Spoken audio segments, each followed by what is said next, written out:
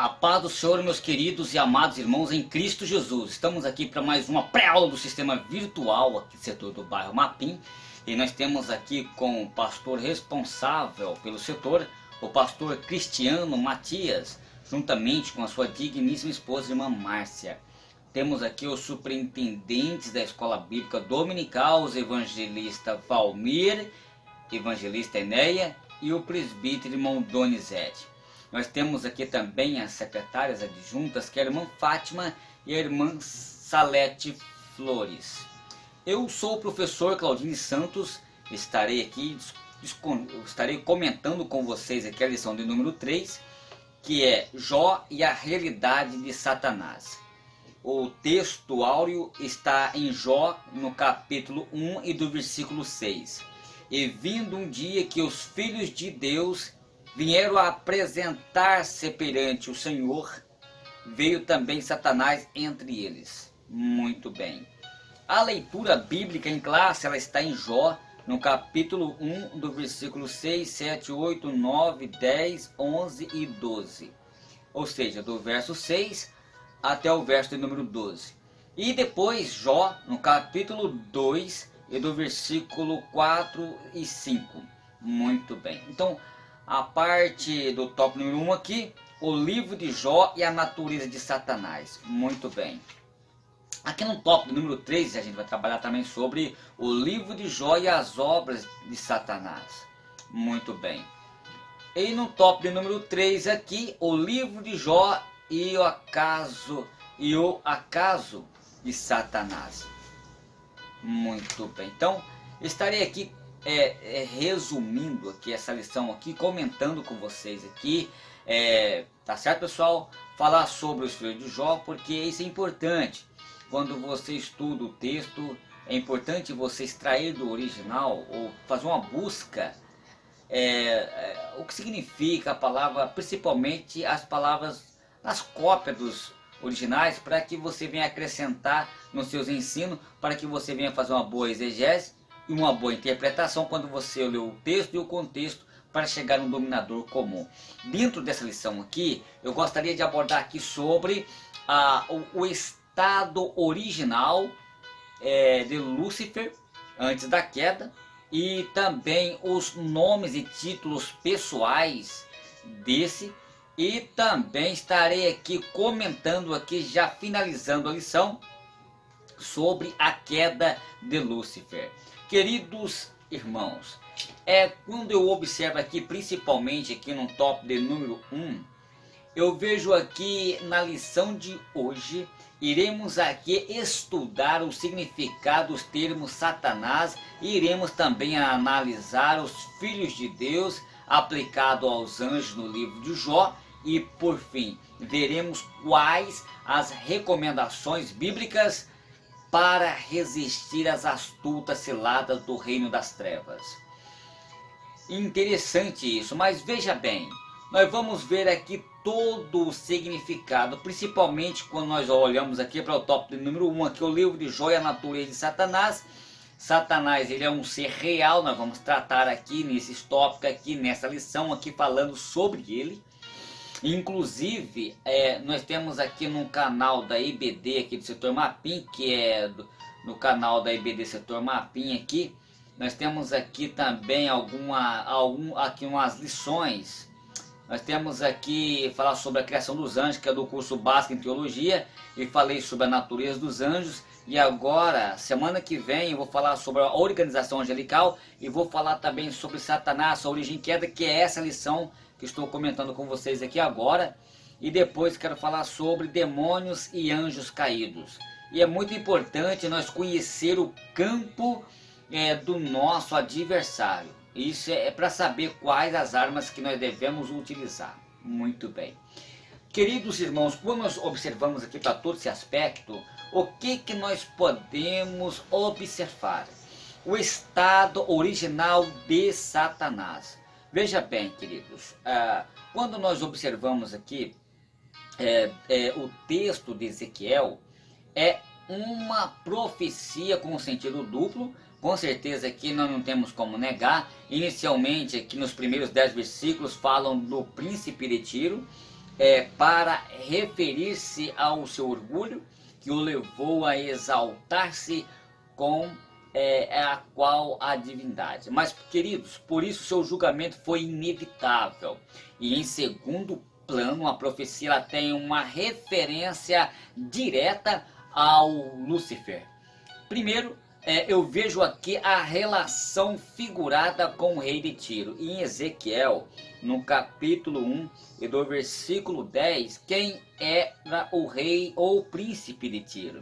Nos primeiros 10 versículos, o rei de Tiro ele é apresentado literalmente como alguém conhecido na história como Tobal ou Itobaal II, que reinou em 586 a.C. E naquele período, Tobal, como rei de Tiro, uma cidade que ele encheu-se de orgulho e também de presunção, imaginando ser um deus. Há uma relação típica príncipe e rei. Por quê? Porque se trata do mesmo personagem, da linguagem profética que faz a distinção. No versículo 2, o profeta ele fala do príncipe de Tiro. E no versículo 12 ele fala sobre o rei de Tiro. Príncipe e rei. Na primeira parte, quando fala de príncipe, ele apresenta como um homem vaidoso e presunçoso que se imaginava um deus. Porém, o texto, quando fala do mesmo personagem, do versículo 12, ele passa a ter um sentido mais espiritual. E deste modo nós podemos entender-se que se trata comparativamente de um outro rei chamado Lúcifer, ele um influenciador espiritual do príncipe literal do Tubal. O príncipe ele imaginava a sua cidade como inexpugnável, ou seja, por estar construída sobre uma grande rocha. Veja bem, querido, no segundo aspecto, a arrogância do rei de Tiro.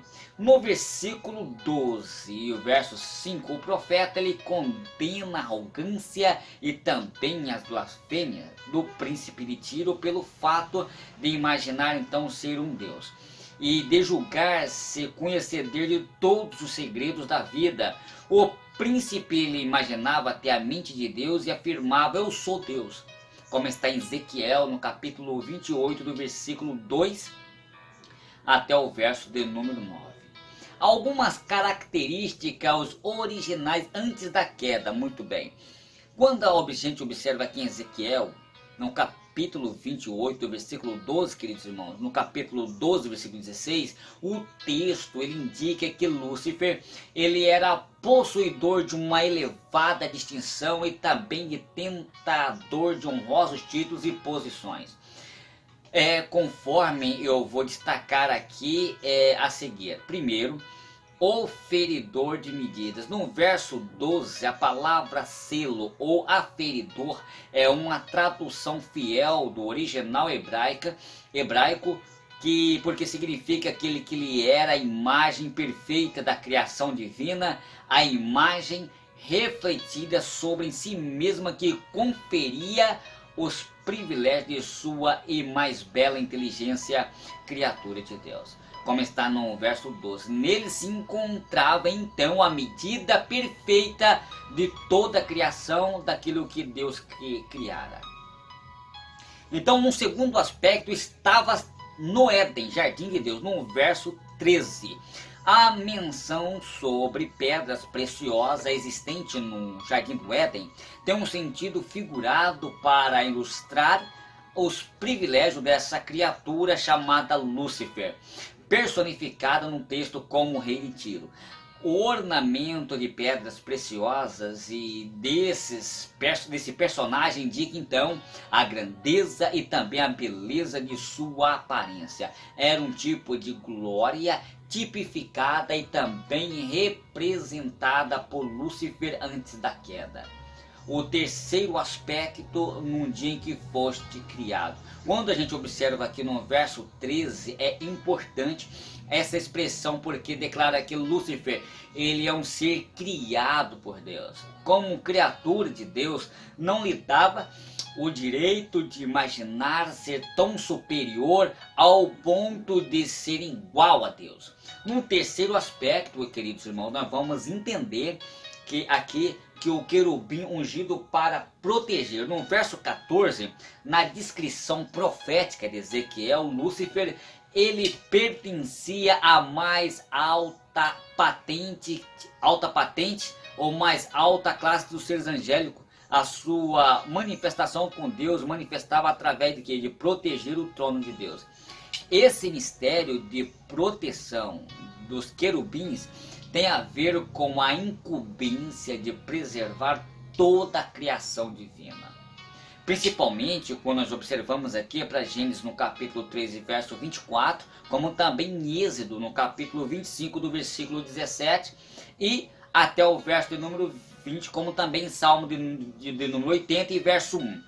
O terceiro aspecto, perfeito és nos teus caminhos. No verso 15, a frase ela tem na conjugação verbal do verbo ser no passado eras. A história, queridos irmãos, indica a história antiga de Lúcifer como alguém que escondia em seu interior a iniquidade da vaidade e também do orgulho. Antes de eu entrar aqui para falar sobre alguns nomes e também sobre alguns títulos pessoais de Lúcifer, eu gostaria então, queridos irmãos, de lembrar que quando a gente observa aqui sobre alguns nomes, que a gente vai entrar aqui, principalmente nesse tópico número 1 aqui, e nomes e títulos pessoais de Lúcifer. Veja bem, Lúcifer em seu nome, ou seja, esse nome, ele não aparece literalmente na Bíblia, na linguagem figurada de Isaías capítulo 14, verso 12. O nome Lúcifer ele aparece vinculado à expressão filho da alva. Os babilônicos, eles criam que os astros celestes ou as estrelas fossem seres angélicos. E por isto, um filho da alva representava a primeira luz da manhã. E Lúcifer, em seu primeiro estado, ele possuía essa característica. Nós vamos encontrar aqui texto como filho da alva, representando a Cristo Jesus como uma estrela da manhã e também a Lúcifer. O que faz a diferenciar é quando você faz a leitura do texto antes e depois você vai descobrir e vai identificar de qual personagem que está falando. O interessante é que Jesus Cristo, ele é a própria luz. Lúcifer, ele é o possuidor da luz. Jesus, ele é a estrela da manhã. A estrela da manhã da alva real, a verdadeira. Lúcifer, ele é o possuidor dessa luz. A luz que estava em Cristo refletia sobre ele. Interessante isso. Já vou deixar no rodapé aqui a referência, tá ok? E quando nós observamos aqui Satanás, esse título foi dado após a sua queda da presença de Deus. Significa então que adversário, como está em Zacarias, no capítulo 3, verso 1, como também observamos também em 1 Pedro, no capítulo 5, versículo 8, foi a partir do momento em que Lúcifer encheu-se de iniquidade e permitiu que a presunção dominasse que foi o que aconteceu, a grande tragédia da Universal. Ele imaginou ser poderoso e suficiente para competir e ao mesmo superar o trono de Deus. Lúcifer, ele se fez adversário, oponente, constante e implacável contra o próprio Criador. Tornou-se por isso então uma arqui-inimigo de toda a criação viva de Deus. Quando eu vejo aqui, eu falei aqui sobre Lúcifer, eu falei sobre Satanás e sobre diabo. Esse nome é uma transcrição do vocábulo grego diabolos, que significa então caluniador e acusador, como está em Apocalipse no capítulo 12, versículo 10. Essa característica ele demonstrou como uma das suas das suas tarefas mais terríveis e maléficas. Existe então uma história onde o diabo ele calunia e acusa os servos de Deus. Aqui, queridos, esse servo quem? Chamado Jó, que é exatamente a lição em que nós estamos estudando. Embora esse homem ele fosse íntegro, o diabo apareceu diante do Senhor para tentar acusá-lo, como está em Jó, no capítulo 1 e do versículo 9 até o verso de número 11. Portanto, a Bíblia identifica o diabo como caluniador, como acusador dos servos de Deus, como pai da mentira. Ele tenta acusar os servos do Senhor, como se Deus não pudesse perceber as suas mentiras, como está em Jó, como está, melhor dizendo, em João, no capítulo 8, versículo 44, mas a Bíblia declara que a Bíblia declara que temos um advogado para com o Pai, Jesus Cristo justo, como está em 1 João, capítulo 2 e verso 1 em diante. Muito bem. Aqui eu vejo, meus queridos, Deus, quando eu vejo em Mateus capítulo 10, verso 20, como também capítulo 12, verso 24 e 27, esse título tinha uma relação com o deus pagão de Ecrom, por nome de Baal-zebub ou Baal-zebul, que é o texto do grego do Novo Testamento. Esse nome aparece como Beuzebu, cuja atribuição dada pelos judeus no tempo de Cristo era o de príncipe dos demônios, como está em Mateus no capítulo 10 e verso 25, como está em Marcos no capítulo 13 e verso 22. Como os judeus usavam esse termo como um tom de escárnio, porque o mesmo se referia-se o título pagão. Jesus, ele sem reserva, sem qualquer pudor, ele se identificou Beuzebu como Satanás, como está em Lucas no capítulo 11 do versículo 18 ao 19, como está em Marcos no capítulo 3 do verso 24 e 27. Muito bem. No outro nome também é Abaddon, no hebraico Apolion no grego. Abaddon no hebraico e Apolion no grego.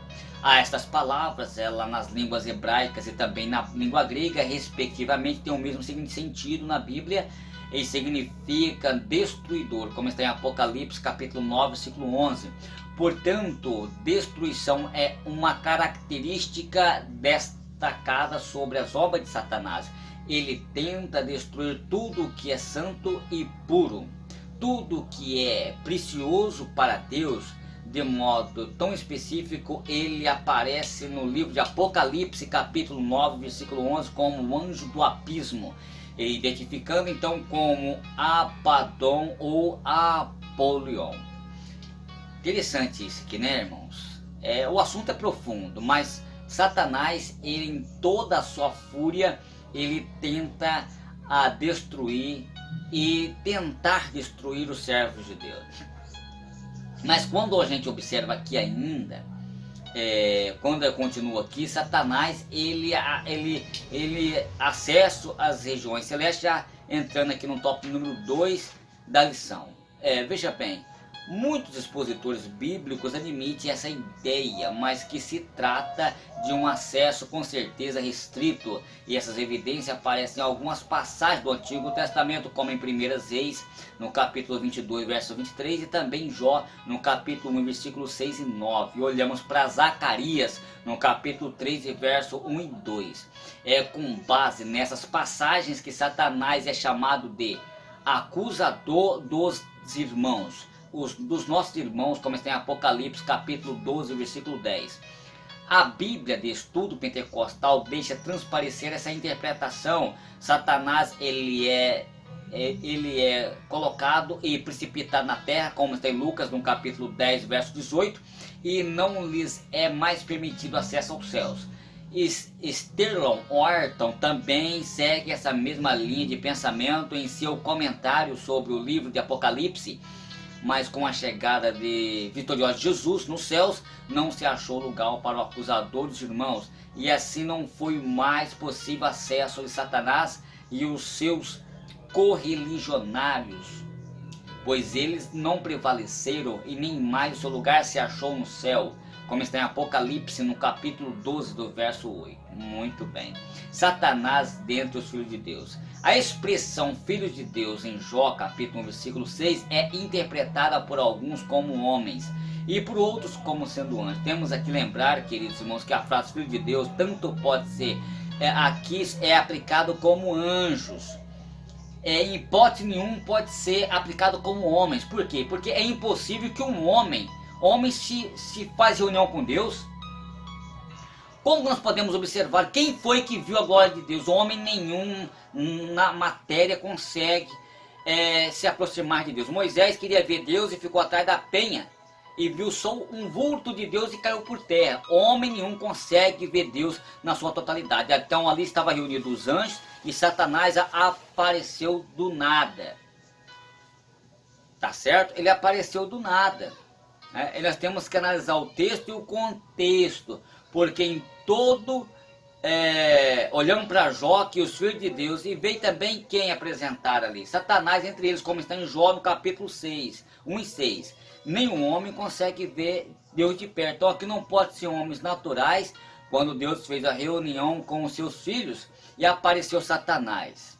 Quem é que pode ver Deus na sua totalidade? Homem natural nenhum, nem Moisés conseguiu ver. Então aqui realmente é os anjos, tá bom? Norman George também entende que seja um anjo. Geisles em 2010, na página 223, reconhecimento dos filhos de Deus como anjos. E fica também transparente na Bíblia também, de estudo pentecostal, tá, queridos irmãos? No ano de 1995, na página 779, e embora existam opiniões diferentes, devemos ter em mente 3 verdades extraídas dos textos seguintes aos versos 6. Tá certo? Então, muito bem. Então, queridos, eu quero caminhar aqui para a conclusão da lição e comentando aqui sobre a queda de Lúcifer. Beleza? Que é exatamente o tópico do número 3 aqui em diante. Falar sobre a queda de Lúcifer. Veja bem, nós observamos aqui nos pontos anteriores, o estado de Lúcifer e os seus vários nomes, mas agora vamos ver aqui a queda de Lúcifer, porque o único modo de conhecer as razões de tantas misérias em que nós vivemos. Primeiro, a queda de Lúcifer resultou-se na sua própria escolha. Deus estabeleceu em sua soberana vontade para ser obedecida e apreciada pelos seus anjos. Entretanto, a vontade divina não seria obedecida por força, mas livremente. É por esse princípio bíblico que podemos entender, queridos irmãos, a causa da queda de Lúcifer. A criatura de Isaías capítulo 14 é tipológica. A profecia fala do rei Nabucodonosor, um rei, e também um outro rei ilustrado à semelhança de Tubal de Tiro.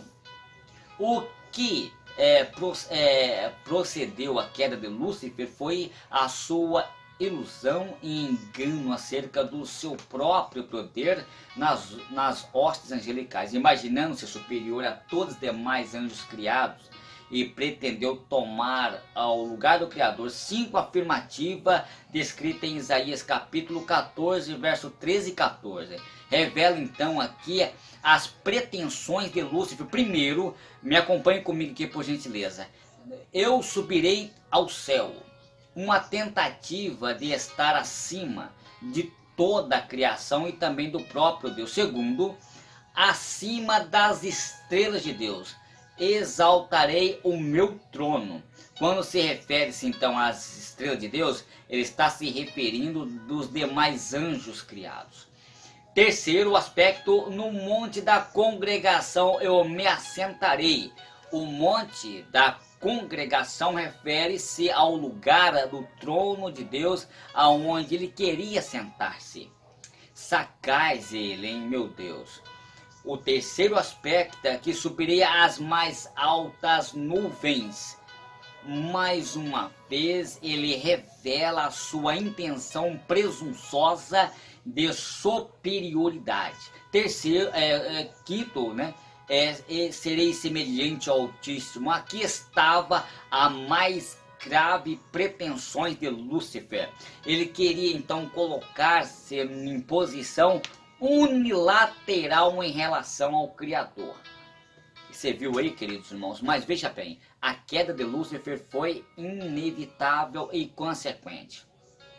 A sua avidez irrefreável de querer ser a Deus acuçou o interesse de grande número de anjos que resolveu acompanhá-lo por esse ato pecaminoso contra o Criador. Lúcifer, então, ele foi destituído de suas funções celestiais e condenado à execração eterna, sem direito de arrependimento, sem retorno, sem misericórdia. Mas ele continua como extingador do pecado do mundo, como está em Romanos, no capítulo 7 e do versículo 14. Queridos irmãos, a coisa é séria. Se a gente parar para analisar aqui, a gente vai ver que nós não devemos brincar com o nosso adversário. Até porque, veja bem, Satanás, ele é o nosso adversário, primeiro porque ele não é onipresente. Concluindo essa lição aqui, eu vou falar aqui sobre porque ele não é onipresente. Isso é confirmado no texto. Da onde vens? Da onde vens? Aí isso é confirmado no texto. Da onde vens? É uma pergunta. É como se Deus não soubesse. É claro que Deus sabia, mas Deus queria saber a resposta e estava falando a verdade. Porque Deus sabia, porque é onisciente e Deus sabe todas as coisas. Mas Deus fez a pergunta ao responder. De rodear a terra e passear por ela. Jó 5 e 7. O ato de rodear a terra para averiguar os homens demonstra a limitação, provando a ser essa criatura inferior ao Senhor dos Exércitos. O atributo da onipresença, isto é, o espaço material não limita ao ponto algum, como está em Gênesis no capítulo 28, verso 15, como em Deuteronômio no capítulo 4, versículo 39, e muitas outras referências. Queridos, pertence exclusivamente a Deus, a onipresença, Deus Pai, Filho e Espírito Santo, a triunidade divina. Da mesma forma, todos os atributos incomunicáveis, aqueles que Deus não partilha com nenhuma criatura, como onipotência, onisciência, onipresença e entre outros, eternos, poderosos, e trata-se de um Senhor único. E quem farei semelhança ao Deus e quem eu comparareis? Uma pergunta. E olhamos para Isaías dentro dessa pergunta, capítulo 40 e verso 18. E como também Isaías no capítulo 46 do verso 5. E aí nós vemos aqui em Atos no capítulo 17 e do versículo 29. Interessante isso aqui, queridos. Aí o que acontece aqui? Nós vamos observar aqui também, só para nós ter aqui um vislumbre de como o nosso adversário é. Satanás, ele não é onipotente. O adversário não podia tocar em Jó sem a permissão de Deus. Diz o texto bíblico, somente contra ele não estenda as tuas mãos. O controle e o governo desse mundo estão nas mãos do nosso eterno Deus, o Todo-Poderoso, como está em Gênesis no capítulo 1 e do versículo de número 1, né? No princípio criou Deus os céus e a terra. Então, o nosso Deus, ele é eterno. Isso são várias referências bíblicas que eu poderia estar citando aqui, queridos irmãos, como em Jó, no capítulo 40, verso 2, Isaías, capítulo 40, verso 12, e muitos outros textos. O inimigo das nossas almas, ele não pode tocar em nenhum crente fiel, a não ser sobre a permissão do Senhor Deus. Mas o que Deus é gerado, conserva em si mesmo, e o maligno não lhe toca, como está em 1 João, no capítulo 5 e do versículo 18. Ele é acusador dos nossos irmãos. Quando mente e acusa, faz o que ele é próprio da sua própria natureza caída. A Bíblia diz que a Bíblia de Estudo Pentecostal do ano de 1995, na página 779, recomenda como devemos vencer o crente, vencer o inimigo. Os crentes vencer o inimigo. É preciso vencer através do sangue de Cristo, pela boa consciência e pela palavra de Deus, como está em Mateus, aqui no capítulo 4, verso 3 ao 11, como está em Tiago, no capítulo 4, versículo 7. A nossa confiança é reforçada pelo fato de termos como nosso advogado, Cristo Jesus, como está em 1 João, no capítulo 2, verso 1, que está na sua destra, intercedendo por todos nós, como está em Hebreus, no capítulo 7, versículo 25. Queridos, precisamos revestir-vos de toda a armadura de Deus. Precisamos também, isso é fato. Paulo ele exorta que nós revestimos pertencentes a Deus, revestimos de toda a armadura de Deus, como está em Efésios capítulo 6, versículo 11. O termo que é preciso nós estarmos, entendeu? Estar com Deus, para nós estarmos firmes, porque o inimigo ele não brinca, queridos irmãos. Nós não podemos brincar com o nosso adversário. Satanás ele é o tentador da nossa vida. Como está em 1 Tessalonicenses capítulo 3, verso 5. Mas cada um é tentado quando atraído e engodado pela sua própria concupiscência, como está em Tiago no capítulo 1, versículo 14. Não pode, porém, levar o efeito nenhum ato desse tipo, queridos irmãos, sem participação, até mesmo iniciativa humana. Ressalta-se que demasiadamente o papel de testemunho, segundo a nossa opinião, querido, naquilo que opõe a Deus. Então, temos aqui o que? Uma responsabilidade grande diante de Deus, para que nós podemos estar firmes com Deus. É preciso nós vigiar em oração, em constante orar em todo o tempo. E não devemos brincar com o nosso adversário. Finalizo aqui, nós vamos entender que os filhos de Deus, em todo o Antigo Testamento, quando se trata de filho de Deus, a referência é anjos. E é possível entender esse fato. É preciso você buscar trazer uma luz às escrituras. Queridos, fico aqui com essa aula muito resumida e vai um abraço do seu amigo hoje e sempre, Claudine Santos. E até a próxima aula, que com certeza vai ser com o nosso pastor Cristiano Matias, que é a lição de número 4, o lamento de Jó. Até lá.